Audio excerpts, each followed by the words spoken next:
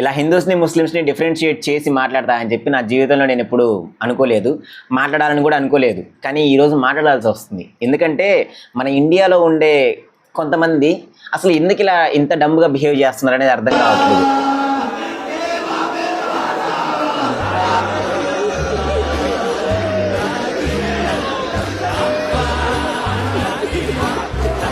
అంటే ఈ ఖమేనీ గురించి తెలియక ఇలాంటి ప్రొటెస్టులు కానీ ఇలాంటివన్నీ చేస్తున్నారా, లేకపోతే అన్నీ తెలిసి ఇలాంటివి చేస్తున్నారా? జస్ట్ బికాజ్ హీఈస్ ఏ ముస్లిం అన్న ఒక్క రీజన్తో ఇదంతా చేస్తున్నారా అనేది నాకైతే అర్థం కావట్లేదు. కానీ ఇరాన్లో ఉండే ప్రజలందరూ కూడా అయతుల్లా అలీ ఖమేనీ చనిపోయినందుకు చాలా గట్టిగా సెలబ్రేట్ చేసుకుంటున్నారు, చాలా పెద్ద మొత్తంలో సెలబ్రేట్ చేసుకుంటున్నారు. వాళ్ళకి ఫ్రీడమ్ వచ్చినట్టుగా ఫీల్ అయిపోతున్నారు. ఇప్పుడు కొన్ని విషయాలు ఓపెన్గా మాట్లాడుకుందాం. మహ్సా అమీనీ అసలు నాకు తెలిసి ఇప్పుడు ప్రొటెస్టులు చేసే వాళ్ళల్లో మ్యాక్సిమం అసలు ఈ పేరు కూడా తెలిసి ఉండకపోవచ్చు. అసలు ఆ అమ్మాయి అనుభవించిన నరక వేదన అనేది మాటల్లో చెప్పలేము.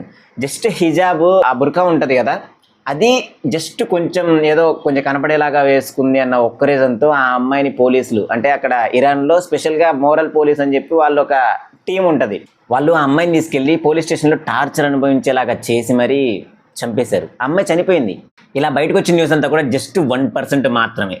అసలు 47 yearsగా ఇస్లాం మతం, ఇస్లాం రెజీమ్ అన్న ఒక్క పేరుని యూజ్ చేసుకొని వాళ్ళు చేసిన దారుణాలు కానీ, వాళ్ళు రాసుకున్న లాస్ కానీ, లేకపోతే వాళ్ళు ఈ పబ్లిక్కి తెలియకుండా చేసిన మారణకాండ అంటారు కదా, అంటే కొన్ని వేల మందిని చంపేశారు. ఇవన్నీ కూడా ఈరోజు మనము మాట్లాడుకుందాం. ఒక నార్మల్ హ్యూమన్ బ్రతకడానికి కావాల్సిన బేసిక్ రైట్స్ని కూడా లాగేసుకొని వాళ్ళ కంట్రీ మొత్తాన్ని కూడా ఒక ఓపెన్ ఎయిర్ ప్రిజన్ లాగా మార్చేశారు.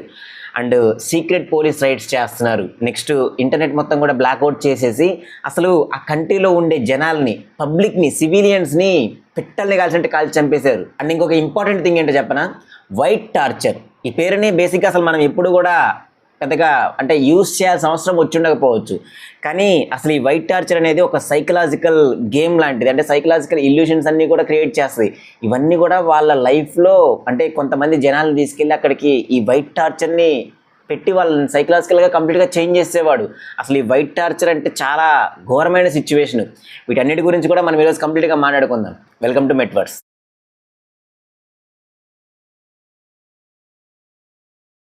Chapter number 1, the secret graves of 1988. మనము ఈ స్టోరీ మొత్తాన్ని కూడా 2022లో ఈ మహ్సా అమీనీ చనిపోయింది కదా, ఆ అమ్మాయితో కాకుండా అసలు ఈ రిజిమ్ స్టార్టింగ్ పాయింట్ నుంచి మనం మొదలు పెట్టుకుంటూ వస్తే అంటే 1988 టైంలో ఒక పెద్ద మెసక్రే జరిగింది, దాని గురించి కూడా మాట్లాడుకుందాం. అండ్ 1988 టైంలో ఈ రహుల్లా ఖమేనీ అతను ఈ రిజిమ్కి అంటే సుప్రీం లీడర్గా ఉన్నాడు. 1988 టైంలో ఈ అయతుల్లా ఖమేనీ 3rd వర్కింగ్ ప్రెసిడెంట్గా ఇరాన్కి ఉన్నాడు. అప్పటికి ఇస్లామిక్ రెవల్యూషన్ వచ్చి జస్ట్ ఒక 10 years అవుతుంది. అండ్ అప్పటికే ఇరాక్ వార్ ఉంటుంది కదా, అదంతా కూడా ఎండ్ స్టేజ్కి వచ్చేసింది. ఆ టైంలో దేశంలో ఉన్న యూత్ కానీ, స్టూడెంట్స్ కానీ, లేకపోతే పొలిటికల్ థింకర్స్ ఉంటారు కదా, వాళ్ళందరూ కూడా ఈ రెజిమ్ తీసుకుంటున్న రిలీజియస్ ఎక్స్ట్రీమ్స్ ఉంటాయి కదా, వాటన్నిటిని కూడా క్వశ్చన్ చేయడం స్టార్ట్ చేశారు. అండ్ వాళ్ళు క్వశ్చన్ చేశారు అన్న ఒక్క రీజన్తో వాళ్ళని తీసుకెళ్లి జైల్లో పడేశారు. సరే, జైల్లో వేశారు, ఇంతవరకన్నా ఆగిందా అంటే అక్కడితో ఆగలేదు. తర్వాత 1988 సమ్మర్లో ఒక మ్యాసివ్ ఆపరేషన్ని వాళ్ళు స్టార్ట్ చేశారు. ఈ రహుల్లా ఖమేనీ ఉన్నాడు కదా, అతను ఒక సీక్రెట్ ప్లాన్ తీసుకొని వచ్చాడు, ఫట్వా అని చెప్పి అదొక రిలీజియస్ ఆర్డర్ని పాస్ చేశాడు. ఈ ఫట్వా మెయిన్ ఎజెండా ఏంటంటే ఈ పొలిటికల్ ప్రిజనర్స్ ఉన్నారు కదా, ఎవరైతే ఈ రెజిమ్కి అగెనిస్ట్గా మాట్లాడిన వాళ్ళని జైల్లో తీసుకొచ్చి పెట్టారో వాళ్ళందరినీ కూడా ఎలిమినేట్ చంపేసేయాలి. దానికోసమే స్పెషల్గా డెత్ కమిషన్స్ని కూడా ఫామ్ చేశారు. ఈ కమిటీలో ఉన్న వాళ్ళందరూ కూడా ఈ ప్రిజనర్స్ అంటే ఈ ప్రిజన్లో ఎవరైతే ఉన్నారో వాళ్ళ దగ్గరికి వెళ్ళి వాళ్ళని సీక్రెట్గా ఇంటర్వ్యూ చేస్తారు. అంటే ఒక జస్ట్ 2 to 3 minutes ఇంటర్వ్యూ చేస్తారు. నువ్వు ఇంకా ఈ పొలిటికల్ ఐడియాలజీని నమ్ముతున్నావా, లేకపోతే ఈ రెజిమ్కి అగెనిస్ట్గా ఉన్నావా అని చెప్పి కొన్ని క్వశ్చన్స్ అడిగేవాళ్ళు.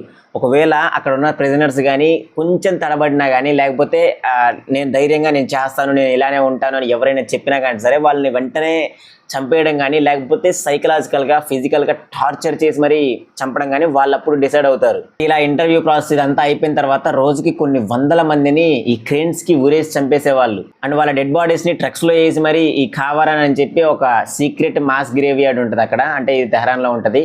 ఆ ఖావర్ అనే ప్లేస్లో వాళ్ళని అక్కడ పడేసేవాళ్ళు, అక్కడే పూడ్చిపెట్టేవాళ్ళు. మినిమం 5,000 నుంచి 30,000 వరకు చనిపోయారు అని చెప్పి చెప్తున్నారు. అండ్ వాళ్ళని చంపేసి అక్కడ ఖావరంలో పడేసిన తర్వాత వాళ్ళ ఫ్యామిలీస్కి డెడ్ బాడీస్ని కానీ లేకపోతే అసలు వాళ్ళని కనీసం ఎక్కడ పాతి పెట్టారనేది కూడా చెప్పేవాళ్ళు కాదు.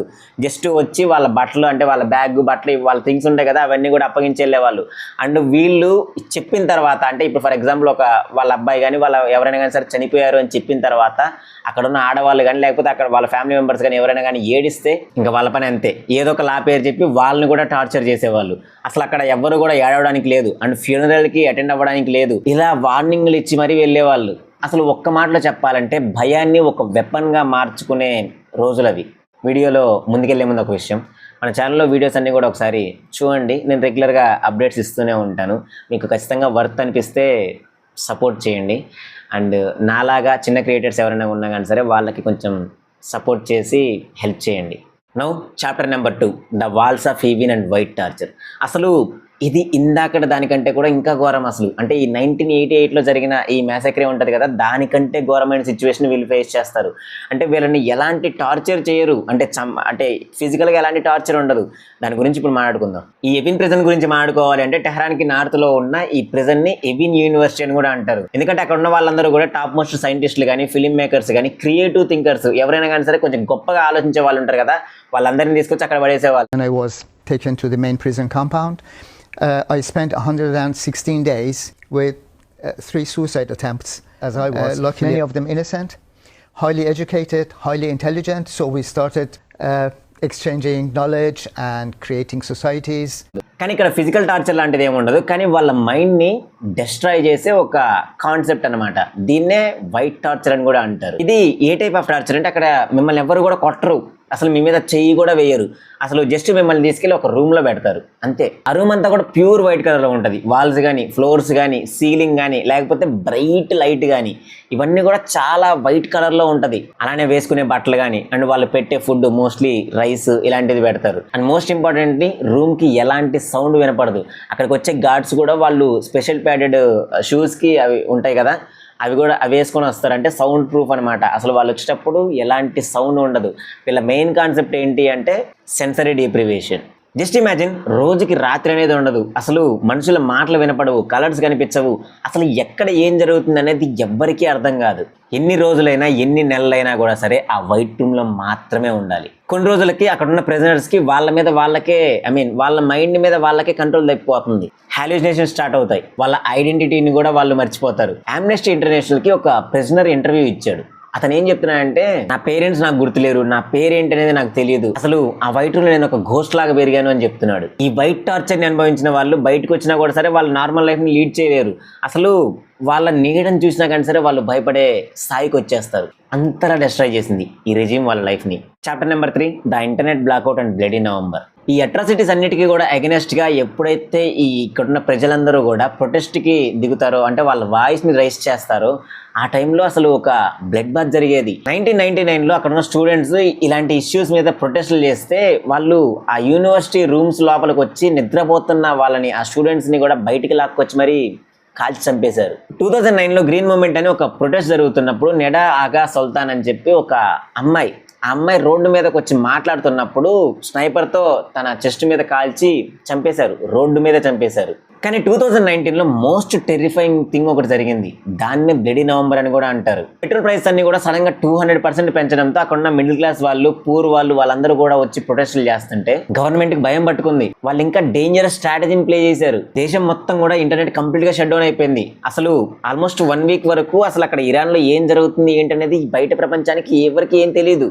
What happens in the dark stays in the dark. ఆ 1 వీక్లో state security forces and IRGC, Islamic revolutionary guard corporation, వీళ్ళు రోడ్ల మీద లిటరల్గా యుద్ధాన్ని స్టార్ట్ చేశారు. హెలికాప్టర్స్ నుంచి లేకపోతే బిల్డింగ్స్ నుంచి ఇక్కడ కనిపిస్తున్న జనాల్ని పిట్టల్ని కాల్చినట్టు కాల్చారు. మాషా అనే ఒక సిటీలో ఈ ప్రొటెస్టులు చేస్తున్న వాళ్ళు వీళ్ళందరికీ కూడా భయపడిపోయి దగ్గరలో ఉన్న షుగర్ కేన్ ఫీల్డ్ ఉంటుంది కదా, అంటే చెరుకు తోటలు ఉంటాయి కదా, ఆ చెరుకు తోటలకు వెళ్తే మిలిటరీ ట్యాంక్స్తో వచ్చి ఆ చెరుకు తోటలన్నింటినీ కూడా సరౌండ్ చేసేసి అక్కడ ఉన్న వాళ్ళందరినీ కూడా చంపేశారు. కొన్ని వందల మంది ఆ మాషాలో చనిపోయారు. మళ్ళీ అక్కడ మొత్తం కూడా ఇంటర్నెట్ అదంతా కూడా మళ్ళీ ఆన్ అయ్యేసరికి అక్కడ ఉన్న స్ట్రీట్స్ మొత్తం కూడా రక్తంతో నిండిపోయింది. దాదాపు 1500 నుంచి 3000 మెంబర్స్ వరకు చనిపోయి ఉంటారని చెప్పి అంచనా వేస్తున్నారు. కానీ అక్కడ ఉన్న రెజిమ్ వాళ్ళు మాత్రం అసలు ఎవ్వరికి ఏమీ జరగలేదు, అసలు ఎవ్వరు చనిపోలేదని చెప్పి చెప్తున్నారు. Chapter number 4, the war and daily life. అసలు ఇప్పటి వరకు జరిగిందంతా ఒక ఎత్తు అయితే ఇది ఇంకొక ఎత్తు. ఇది డైలీ లైఫ్లో వాళ్ళు అనుభవిస్తున్న నరకం గురించి. వెస్ట్రన్ కల్చర్కి సంబంధించిన ఎలాంటి పనులు కూడా చేయకూడదు. అసలు అట్లీస్ట్ ఒక పాప్ మ్యూజిక్ కూడా కొంచెం సౌండ్ పెట్టుకొని రోడ్డు మీద కనిపించకూడదు. ఒకవేళ అలా కనిపించారు అంటే మాత్రం మిమ్మల్ని అరెస్ట్ చేసి కొరడాలతో కొడతారు. అండ్ ఒకవేళ అమ్మాయిలు అబ్బాయిలు ఎవరైనా కలిసి ఒక ప్రైవేట్ హౌస్లో ఒక పార్టీ చేసుకుంటున్నారు అంటే అక్కడికి మోరల్ పోలీస్ వాళ్ళు వచ్చి వాళ్ళని అరెస్ట్ చేసి చాలా ఇబ్బందికి గురి చేస్తారు. అండ్ ఇంట్లో పెంపుడు కుక్కల్ని పెంచుకోవడం కూడా బ్యాన్ చేస్తారు. రోడ్డు మీద ఎక్కడైనా కానీ సరే కుక్కలు నడుచుకుంటూ వచ్చినా కానీ సరే వాటిని షూట్ చేసి చంపేస్తున్నారు. ఎందుకు అంటే వాళ్ళు చెప్తున్న రీజన్ ఒక్కటే, వాళ్ళ రెజిమ్ ప్రకారం ఈ కుక్కలు అనేవి చాలా అన్క్లీన్ అని చెప్పి నమ్ముతారు. అండ్ ఈ కుక్కల్ని ఇంట్లో పెంచుకోవడం కూడా ఈ వెస్ట్రన్ కల్చర్కి సంబంధించినవి, సో మేము వాటిని కంప్లీట్గా ఒప్పుకోము అని చెప్తున్నారు. అండ్ అమ్మాయి పరిస్థితి ఇంకా వర్స్ట్గా ఉంటుంది. గాస్ట్ ఈ ఈర్ష్యద్ అని చెప్పి, అదే వీళ్ళు మోరల్ పోలీస్ వాళ్ళు ఉంటారు కదా, వాళ్ళని గాస్ట్ ఈ ఈర్ష్యద్ అంటారు. వాళ్ళు అసలు ఎక్కడ ఉంటారో తెలియదు. ఒకవేళ కొంచెం అంటే వాళ్ళు వేసుకున్న బుర్కా ఉంటుంది కదా, అది కొంచెం కనిపించినట్టుగా ఉన్నా, లేకపోతే వాళ్ళ హెయిర్ ఎక్కడైనా కానీ కనిపించినా కానీ సరే అసలు వెంటనే వాళ్ళని తీసుకెళ్ళి అరెస్ట్ చేసి టార్చర్ చేసేవాళ్ళు. వాళ్ళకి ప్రాపర్ రైట్స్ కూడా ఉండవు, గట్టిగా మాట్లాడడానికి ఉండదు. అసలు 2 జనరేషన్స్ ఆఫ్ యూత్ ఉంటారు కదా, వాళ్ళు జస్ట్ బ్రతకడం కోసమే ఉద్యమాలు చేశారు. ఇప్పుడు చెప్పండి, 1988లో జరిగిన మాస్ గ్రేవ్స్ కానీ, లేకపోతే ఎవిన్ ప్రిజన్లో జరిగిన వైట్ టార్చర్ కానీ, లేకపోతే 2019లో ఇంటర్నెట్ షట్ డౌన్ చేసేసి వాళ్ళ అంటే రోడ్ల మీద కనిపించిన జనాల్ని కుక్కల్ని కాల్చినట్టు కాల్చేసి చంపేశారు. అండ్ బ్లడీ నవంబర్ కానీ, ఆ చెరుకు తోటలో చంపేయడం కానీ, వీటన్నిటి నుంచి కూడా వాళ్ళకి ఫ్రీడమ్ వచ్చిందని చెప్పి వాళ్ళు చాలా హ్యాపీగా ఫీల్ అవుతున్నారు. ఆల్మోస్ట్ 47 ఇయర్స్ పాటు మేము ఈ నరకాన్ని అనుభవిస్తున్నామని చెప్పి వాళ్ళు చెప్తున్నారు. సో వాళ్ళు సెలబ్రేట్ చేసుకుంటున్నారు. అండ్ అక్కడ ఉన్న వాళ్ళకి తెలుసు ఆ బాధ ఏంటనేది. అండ్ జస్ట్ బికాజ్ హీఈస్ ఏ ముస్లిం అన్న ఒక్క రీజన్తో అసలు ఇక్కడ మన ఇండియాలో ఉండే వీళ్ళు ఎందుకు ఇంత డంబ్గా బిహేవ్ చేస్తున్నారు అనేది నాకైతే అర్థం కావట్లేదు. సపోర్ట్ చేయండి, తప్పలేదు, but only when if he's a good person. అసలు అతను ఒక మంచి వ్యక్తి అయితే అతను హిందూ కానీ, ముస్లిం కానీ, లేకపోతే క్రిస్టియన్ కానీ ఏదైనా కానీ సరే సపోర్ట్ చేయండి, కానీ ఇలా డంబ్గా బిహేవ్ చేయొద్దు. అండ్ మన ముందు తరాల వాళ్ళు మనకు కొన్ని చెప్తుంటారు, కానీ అందులో మంచి ఏంటి చెడేంటి అనేది అట్లీస్ట్ మనకి దేవుడు బ్రెయిన్ ఇచ్చాడు కదా, సో అట్లీస్ట్ ఆలోచించే ఇదైనా ఉండాలి కదా. అంటే ఏదో గుడ్డెద్దు పోయి చేయలో పడ్డట్టుగా అతను ముస్లిం కాబట్టి నేను సపోర్ట్ చేస్తాను, అతను ముస్లిం కాబట్టి అతను ఎలాంటి వాడనే కానీ సరే అతను చనిపోతే నేను ప్రొటెస్టులు చేస్తాను, ఇలాంటివి చేయొద్దు. ఇప్పుడైనా కానీ సరే మారండి. నేను చెప్పేది కొంతమంది గురించి మాత్రమే, బట్ అందరూ కాదు. మా ఫ్రెండ్స్ కూడా ఉన్నారు, but they were not like this. So that's it for today. This is Naveen మెట్ల సైనింగ్ ఆఫ్. జై హింద్.